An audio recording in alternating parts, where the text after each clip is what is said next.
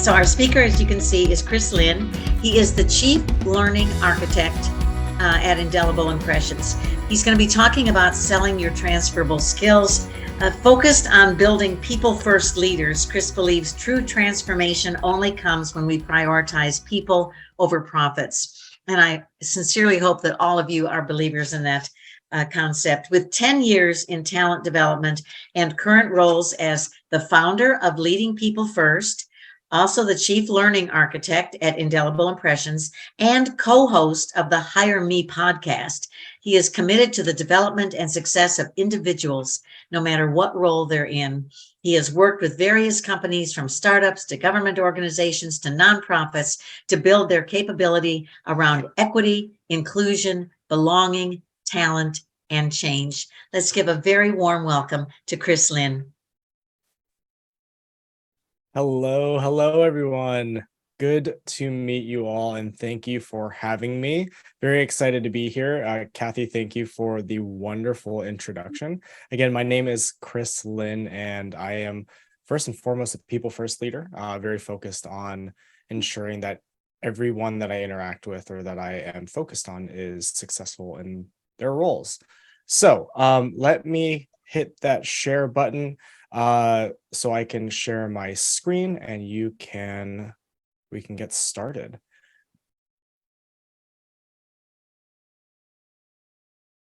All right, I'm going to ask the question that we all ask once we hit that share button. Can you see my screen? Can I get a thumbs up?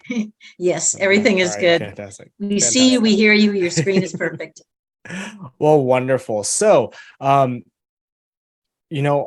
connected with Shannon and she asked for if I could join, and I said, yes, absolutely.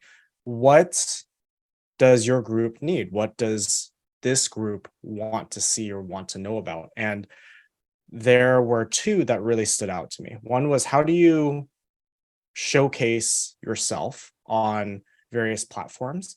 I think many of us who have been job searching have been very frustrated with not getting seen, right? And the other is, well, many of us may be making a shift, especially if we have been laid off. And we have a lot of skills that we've built up over the years, yet a lot of organizations, unfortunately, don't see your skills as quote unquote relevant. And that's really unfortunate for them. And so sometimes it's about communicating what our transferable skills are. And then on top of that, how do we sell those skills?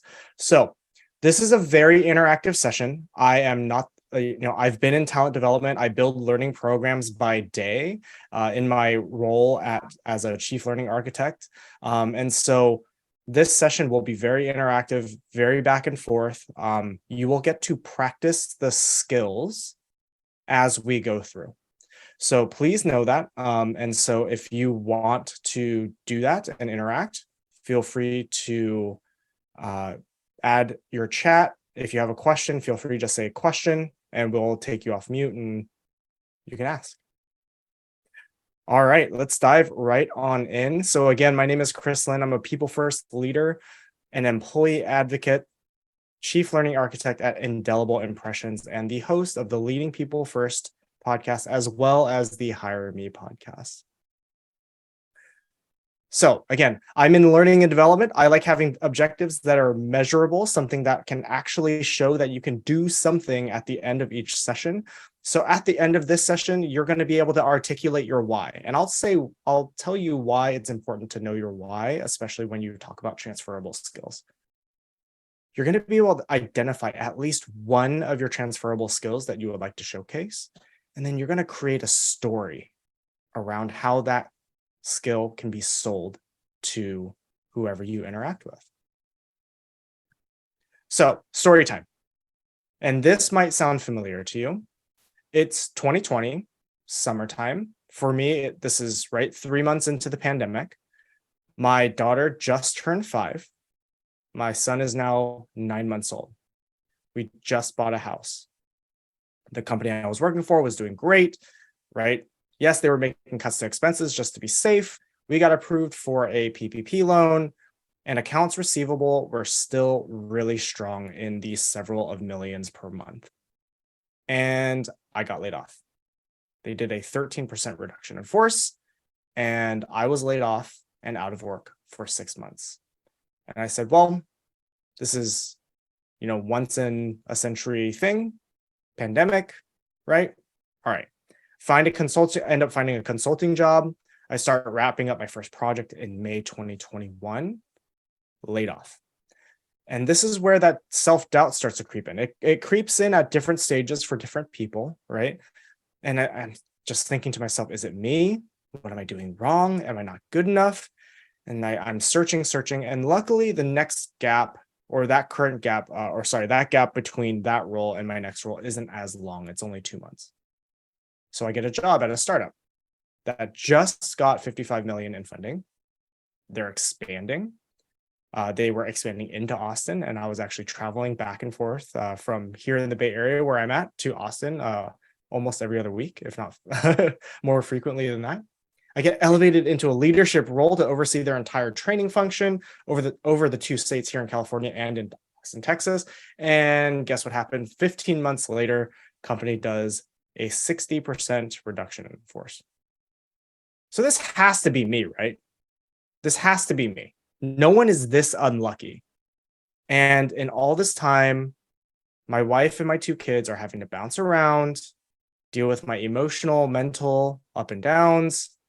They're having to deal with the emotional and financial insecurity. And then this last February, I'm at a low point. I was 3 months in of unemployment. I hit 300 applications and 2 rescinded offers due to hiring freezes. And I just think there has to be a better way to get noticed, right? There has to be a more human way to get into the job market. How does someone even get into such a crowded market?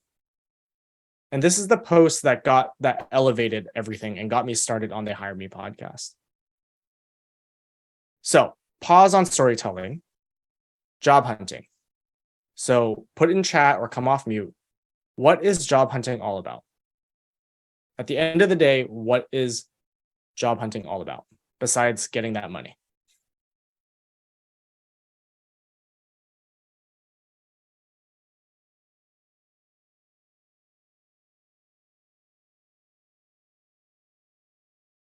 Networking, connection, absolutely. Finding a good match, absolutely. Yeah. I mean, at the end of the day, you're trying to convince someone to hire you, right? You're networking to find that, you're looking for that good match for that next role. You're trying to prove yourself to a team, to a hiring manager or an organization. And to do that means you have to sell yourself. Sally, exactly. You hit it on the head, hit the nail on the head. So, how do you sell yourself? Right? I think I don't know what many of your backgrounds are, but for me, I've been in talent development almost my entire career, and I don't have any selling skills. So how do you sell yourself? Who you are, what value you bring. And that's all about telling stories. Right? As humans, we love telling our stories. And more than that, we love hearing stories. And there's actual science behind this. When we hear stories that resonate with us, our oxytocin levels and hormones, that's our feel-good hormone, gets released. It boosts empathy, it boosts compassion, and guess what? It boosts trust. And trust, right, is what you need to build in a very, very short amount of time when you're job hunting, when the recruiter is reading your resume, the hiring manager is talking to you, or God forbid, you're going through a 10-round interview panel spanning all day, plus a presentation. And what's a great way to build trust? Share your why. Now, Kathy, I put my my why in my bio that Kathy read. I shared it briefly as I reintroduced myself, and I'll share it one more time with you. My why is that I'm here to ensure the success of each individual, no matter what role they're in now or what role they want to be in the future. So tell me, why is your why so important? Again, feel free to come off mute or add it into the chat. It's your purpose. It's your foundation that that drives everything that you do. Yeah, it is that huge driver. Ahmed, brand, Renee, intention, absolutely.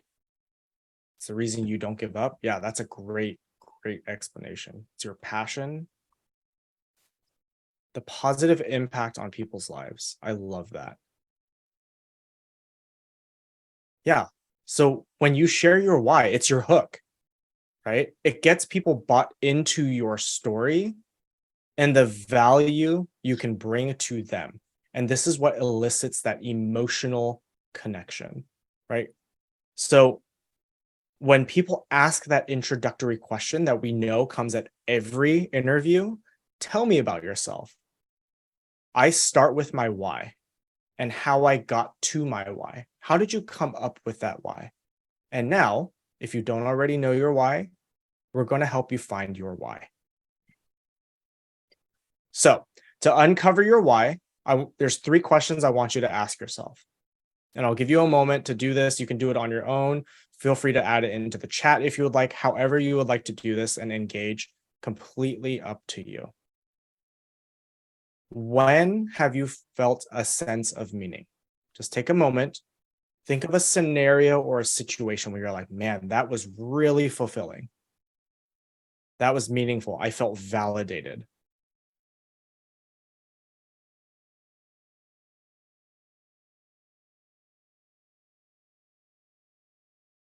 At the very least, I recommend at least writing it down. That way you can use this later. I know that not always, if you put something in chat, it gets saved and shared. So, but if you would like to put it in chat or come off mute, feel free to do so.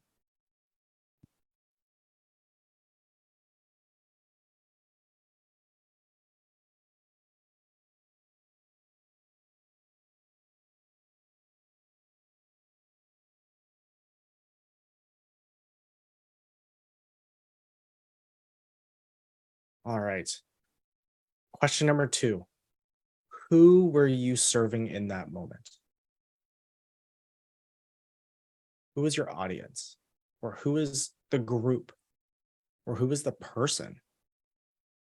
Is it a family member, a friend, a specific department, a coworker?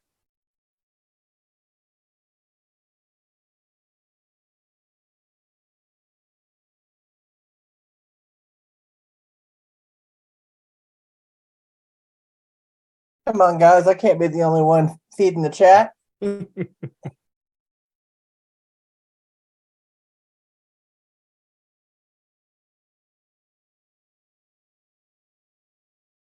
right. And last question. What was the impact that you had?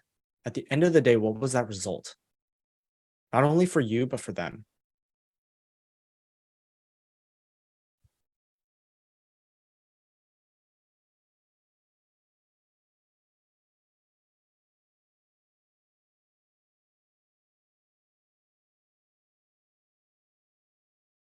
Sally saying meaningful when you receive recognition at work.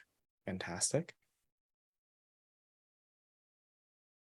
So what were you doing then? Sally, I'll add on to that. What are the things that you do that get you recognized?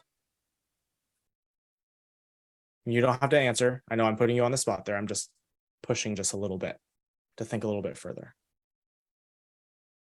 Ellen says offering a job to a candidate. They were serving the employer and the candidate, and the impact was changing that candidate's life. Love that.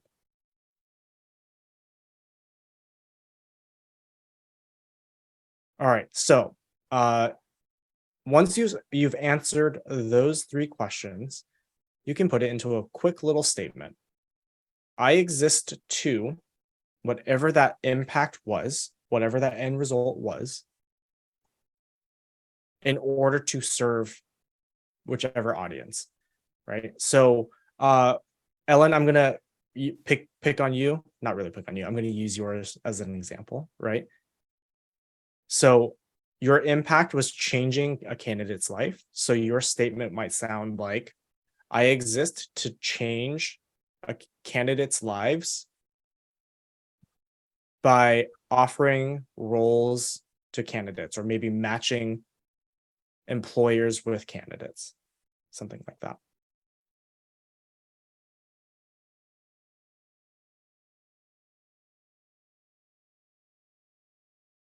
Now, once you've put all of this together, right, this is, again, there might be some honing, some tweaking that you might need to make, but this just kind of, I just want to demonstrate that this why, your purpose statement doesn't have to be this huge existential thing, right? If you went through this exercise with us, and I see many of you did, we did this in less than 5 minutes. Now, if you want to go take this a little bit further, you can ask your friends, your colleagues, your coworkers or previous coworkers, previous bosses about some of the scenarios or situations in which you were succeeding or thriving. And that might help give you a little bit more thinking power and create some themes for you. Right, Sally, I saw your response that recognition that you were getting at work was from overcoming hurdles. Now, I will say, right, having your why isn't always necessarily enough, right? It doesn't showcase your skills. It hooks a recruiter. It engages the hiring manager and the hiring teams, but it doesn't showcase those skills. And when I was sharing my story on social media, right, it drew people in, but people still didn't know my abilities. They didn't know how to help me. So I needed to showcase that skill a little bit further. And this is why we have to be able to sell our transferable skills. But how do you know what they are? So, transferable skills. Before we dive in, does anyone know how to define a transferable skill? Again, feel free to come off mute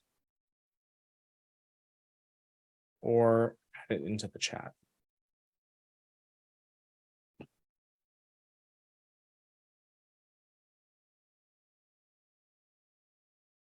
Would that be considered like Microsoft Office? Everybody wants you to know Microsoft Office, and it's pretty basic and elementary skill. Yeah, absolutely. Okay. Yeah, that could be one.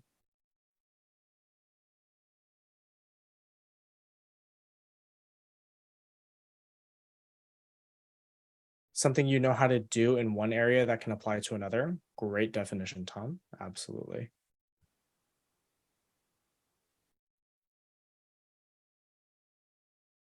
Soft skills, Jeff. Yep, absolutely.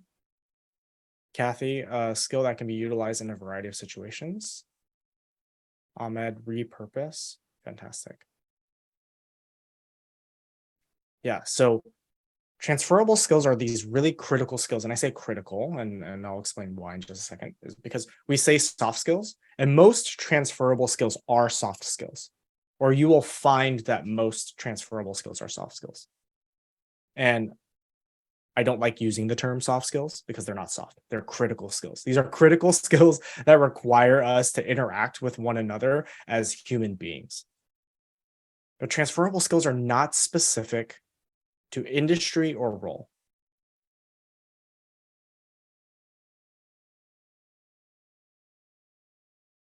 So how do you identify what your top skills are, your top critical skills? So again, if we are using critical in this sense, right, soft skills, just list off in the chat, maybe 2, maybe 3 of some soft skills you're great at, some critical skills you're fantastic at. And if you don't really know those skills, it's okay. Maybe share ones that you just heard of.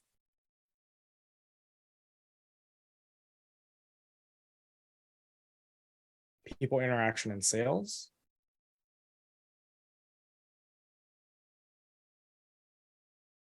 Oh, Tina puts in a great definition. Abilities and qualities that can be applied and utilized in different roles, industries, or contexts. Absolutely.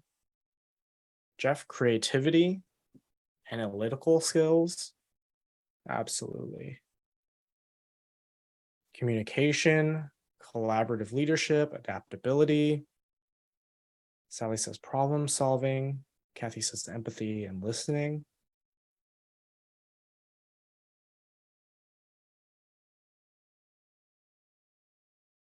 Fantastic.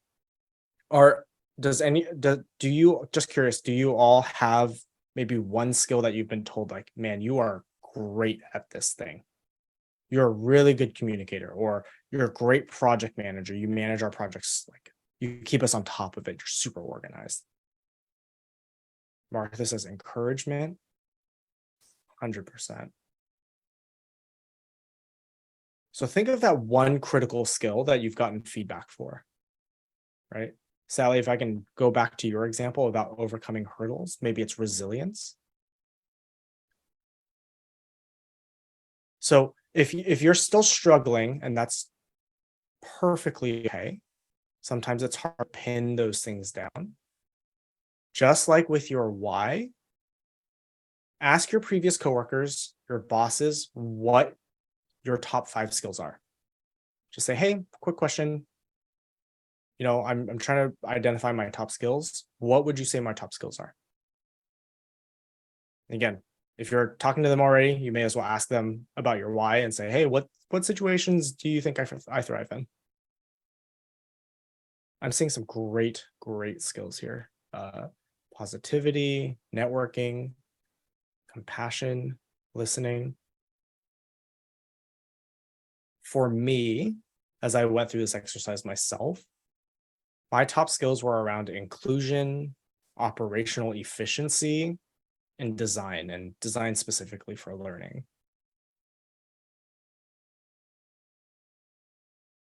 So now that you have that skill, now that you've identified that skill, right? So Ahmed, you've got listening. Shannon, you have leadership.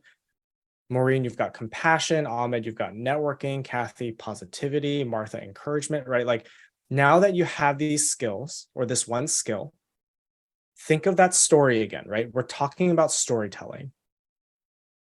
What was that situation where you were able to showcase that skill, or where you really shined in the moment with this skill? And what I want you to do is I want you to quickly jot that down.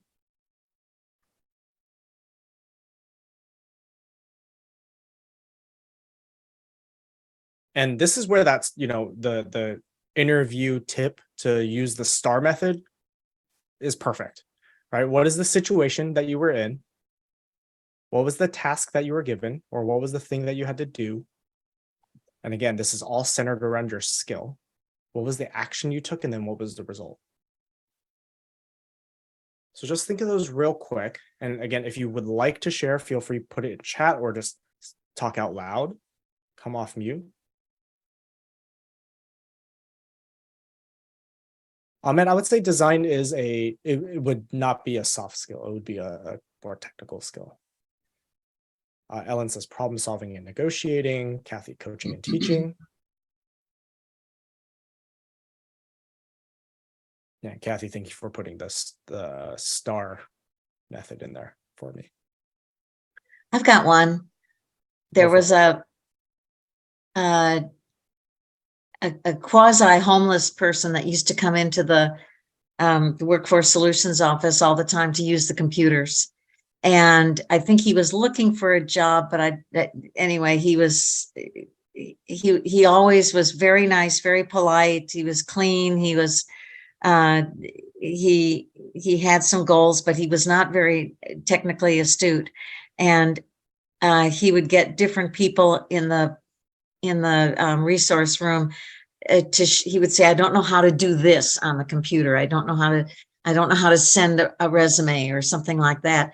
And people would tell him rather quickly, but he obviously was not getting it. It was too much. It was too fast, and they didn't allow him to do it. They were just showing him really quickly, and then they'd walk away, and he still didn't know how to do it.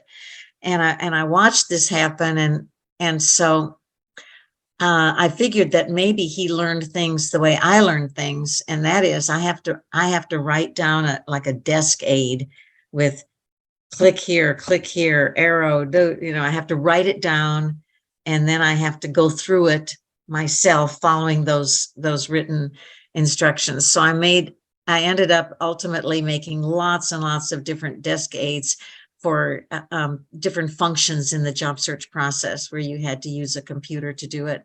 So he had a notebook of my desk aids on how to look for a job using technology. It's fantastic. I want to add to what Kathy said. So Chris, thank you so much for this session.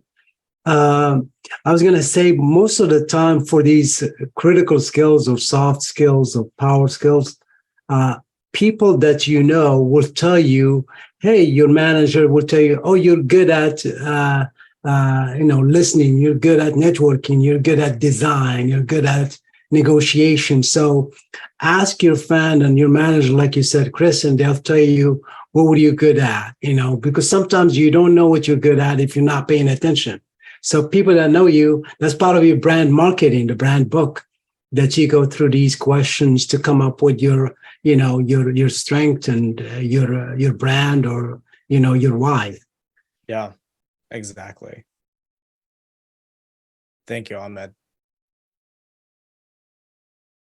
Yeah, the people around us have so much more insight into who we are as individuals than we think.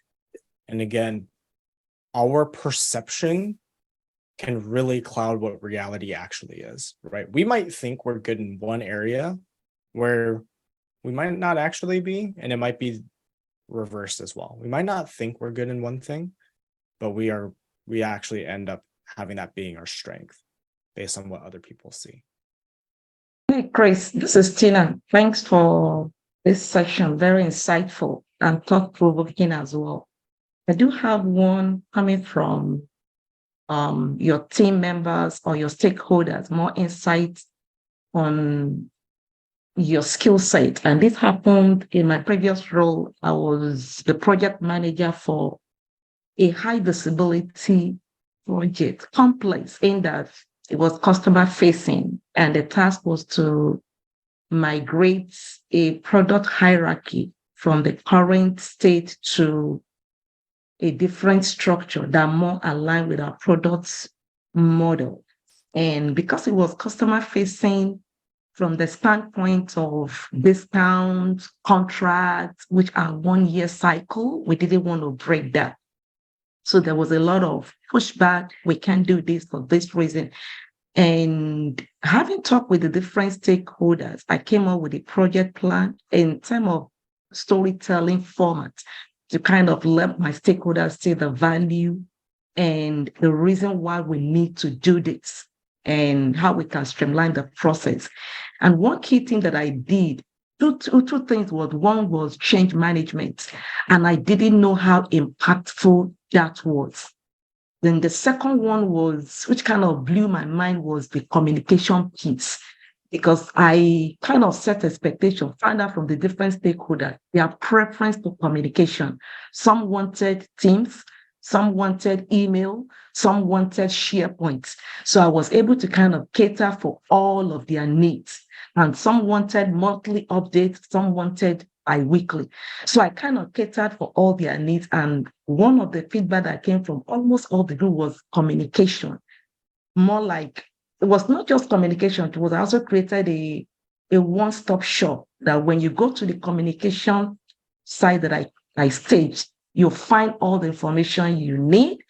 If you want to find out from who is doing what are the risk mitigation plan and everything. So communication was big, and being able to cater for all the different audience based on their communication preference, and the change management piece was well received.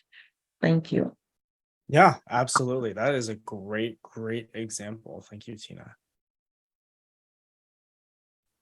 I know a few of my skills, but would you recommend taking maybe a skills test or a strength finders test to help identify more skills? I don't I yes. Sorry, I was trying to think of a more eloquent way than to say yes. Yes, absolutely. Strengths Finder is a fantastic one. Although I don't have a gripe with Strengths Finder. I just think that there is a difference between strengths and skills from a talent perspective, right? Um, However, because many of the strengths don't have it may be difficult to qualify what some of those strengths are into a real world application. It's a little bit more of a difficult concept. Whereas, and it costs what, like $25, I think now, or $30, whereas asking previous coworkers is free. So I try to go like I try to provide some like free solutions for you all. But yeah, if you have those tools or those assessments at your disposal, by all means, it is not an issue at all. I'm looking for options. I'm not really a fan of my last employer, so I'm looking for just Got it. options. Yeah, Got it. it really wasn't a good work Yeah. environment. It wasn't a good situation. There was no HR at all. So, Got it. Other potential options that I've seen work, right, are family and friends, though they can provide some great perspective.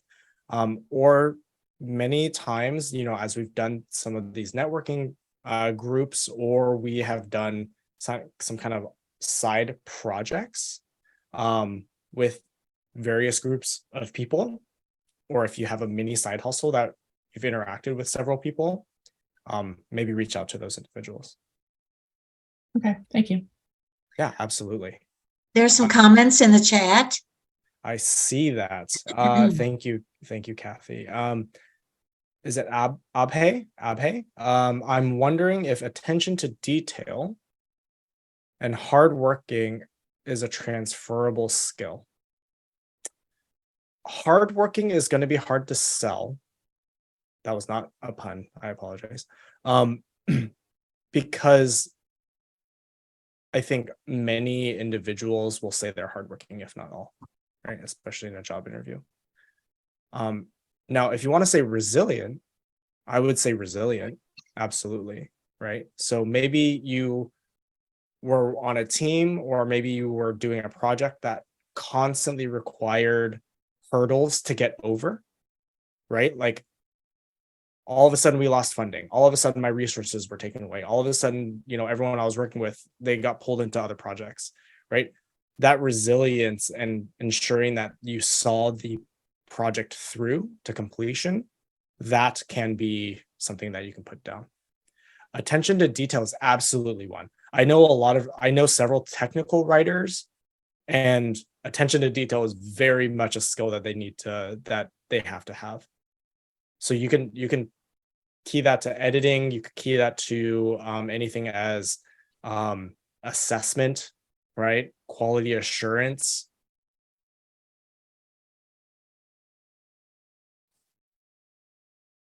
Ahmed, can I give an example of my professional experience?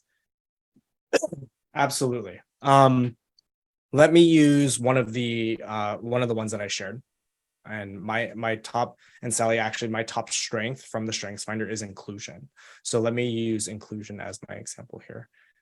Now, inclusion is a very again, broad, vague term in and of itself. But when I started thinking of it, I was able to apply it to what Tina said, which is change management, right? With a lot of projects, I was able to identify that what I do naturally is to ensure that all stakeholders, both upstream and downstream, are not only looped in on communications, but also have a voice in the decision of the process. So for on my resume are things you'll see words like partnered with executive leadership or collaborated with cross-functional team members to ensure that X project hit X milestone. Ahmed, I hope that provides a good example for you. Andrew says never apologize for puns. Yeah, that's true. I am a dad, so yeah, thank you. Hey, Chris, I got a question. One of my skills is creativity, but what I've found is, when I first started in industry, I really don't know a lot, and the creativity really comes into play when I've got some depth of knowledge. So, I've been in insurance, and typically what happens is my boss says, well, I need this, and that's all they say. And, here's the data, and I go and I put it all together in a spreadsheet. And I've switched bosses, and like every time you get a new boss, they don't know who I am. They may have heard something from somebody else, but my first project with that boss, they're always impressed with what I can do. Because, most people, I guess, have to be handheld. And with me, I get the tough problems that nobody knows how to solve. But I guess my problem is switching industries. The way I can solve stuff is I have depth of knowledge in a particular industry. And when I go to someplace new, I don't have that depth. So can you help me kind of deal with that? Yeah, absolutely. I actually am in a similar boat. I won't say same, but similar boat. I have never been in the same industry twice. So I have gone all the way from healthcare to I'm trying to go in chronological order: healthcare, interior design, commercial construction,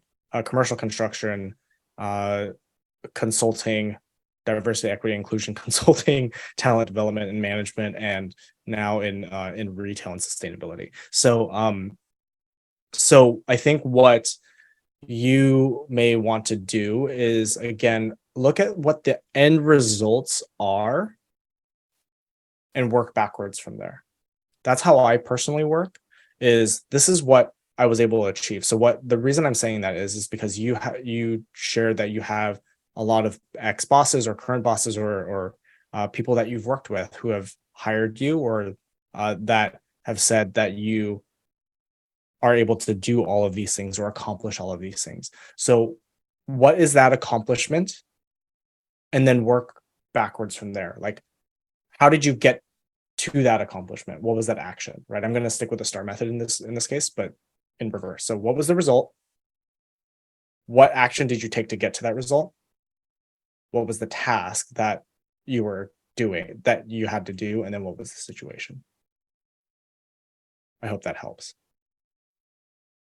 Hey, Chris, this is Tina. While we were kind of having this conversation, I think somebody said, if you're kind of lost, not sure how to even identify or struggling with identifying your transferable skills, I just did a little bit of research. So I just copied one section of my last row, and put it on ChatGPT. And I just said, list top 5 transferable skills from this. And I was surprised at what he gave, which kind of lined up with what I shared without even thinking. First one was project management. Second one was stakeholder management. Third was cross-functional collaboration. Fourth was change management. And the last one was communication and leadership. So this might be a great way to start off this, just in case you don't even have the money, the fund to do the strength finding assessment. Just kind of grab a section, pick them section by section, maybe row by row. Throw it in the list 3 for me, list 5 for me. Then you will see a pattern, a theme. Then now that cannot come up with, from that you can come up with 3 or 5 transferable skills and build stories around that. That is a fantastic idea, you. Tina. Thank you so much for sharing that. That's a great one. And for some reason, I always forget about the AI tools that are now at our disposal because I use them like on a weekly basis. So thank you. I appreciate that. It's a great tip. Yeah, Sally's clapping her hands there. I see that. All right. So for the sake of time, I'm going to move us forward. So as you're thinking of your skills and all of the stories in your head, all of the experiences that you've had that highlight these skills, I recommend writing them down into a master list, right? Here's the skill I showcased. Here's the STNA and R, right? What's the situation, task, action, and result? And the reason you want to do that is for the next step, right? Is Now, once you have your skills, you have your stories, now you can find the roles in the companies that you want to apply for. And then you can use that master list of skills and pick and choose which ones resonate with the job description, which one aligns best with the job description. And you can put those in. And then when you get into interview time, you've got those stories on tap.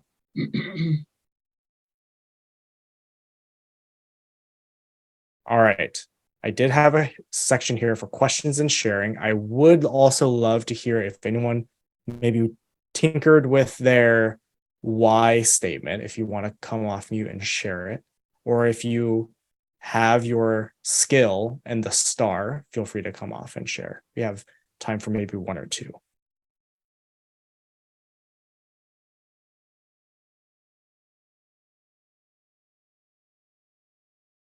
And if not, we have had a lot of people share already as well. And so that's perfectly fine. Or if you're not comfortable coming off mute, feel free to add it into the chat.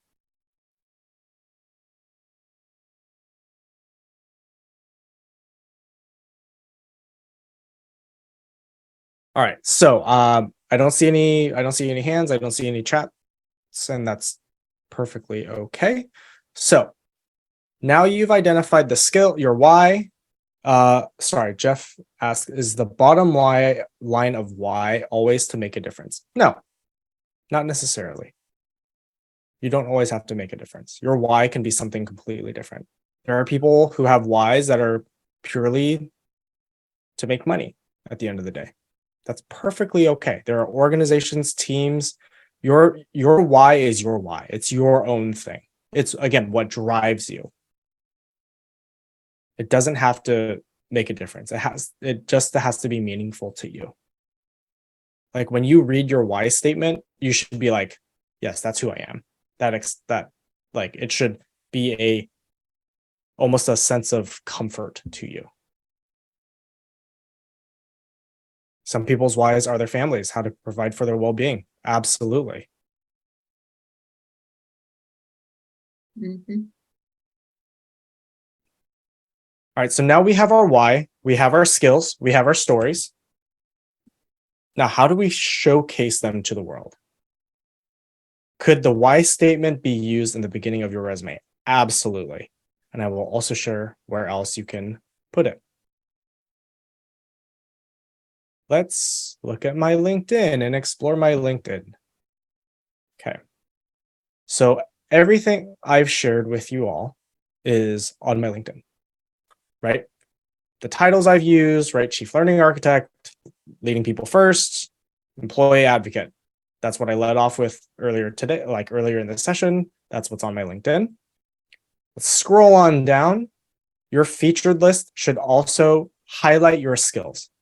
If you have a portfolio, this is also that a portfolio that demonstrate your skills. So Jeff, to your point, you've worked on a lot of creative projects. This is something that you can absolutely showcase.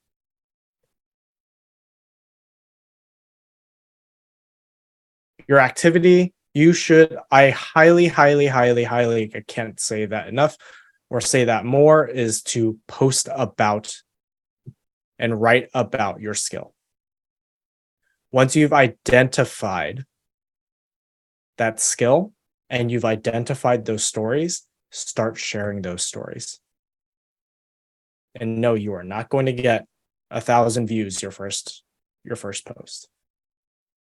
And that's okay. Just share your stories, because guaranteed, right? We love stories. People will resonate with them and they'll want to engage. I think that's really interesting. You're posting about don't be solutions. This is where, Ellen, to your point, put your purpose or your why statement here. Absolutely put it here. People want to get to know who you are. You want to draw them in, hook them in.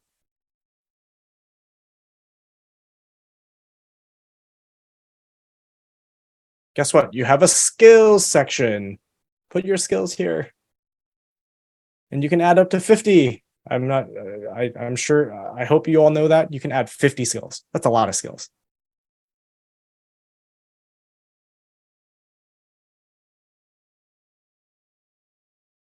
And if you are on the path of talking to previous coworkers or friends, people you've briefly worked with, ask them, hey, that skill that you said I'm really good at, would you mind writing me a quick recommendation on that skill?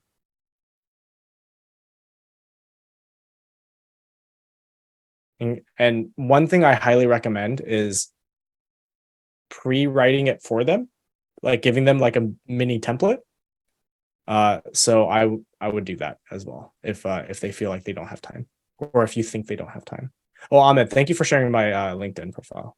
Yeah. The last thing you can do, here's a quick little plug. Join us on the Hire Me podcast. So let me share what this is real quick. So the Hire Me podcast, again, is as I said at the beginning, this is where I landed with creating a more human-centered interview experience, as well as a way to elevate yourself as a job seeker. So the Hire Me podcast is a quick and free, 100% free, like no catch at all, platform where we create a video resume for you to share with whoever you want. It's 10 minutes, takes 15 minutes to record, controlled environment, it's not live. We send you all 6 questions ahead of time so you can prepare.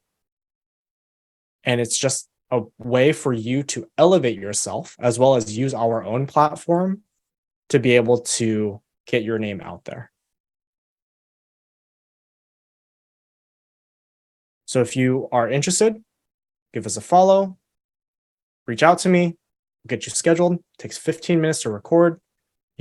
At the minimum, you'll have 2 days. Like I think for myself, I have like you can't book with me like less than 2 days in advance. I think for my co-host, it's like a week, but there's 2 of us and we've interviewed several dozen people at this point since March when we launched. Cool. All right, and connect with me. Someone shared my LinkedIn link already. So Ahmed, thank you again. Again, if you would like to learn more about leadership and the employee experience, that's the Leading People First podcast. If you would like to listen and connect with more job seekers, go ahead and follow and listen to the Hire Me podcast. Or if you want to be on the Hire Me podcast, again, reach out and I would love it. We would love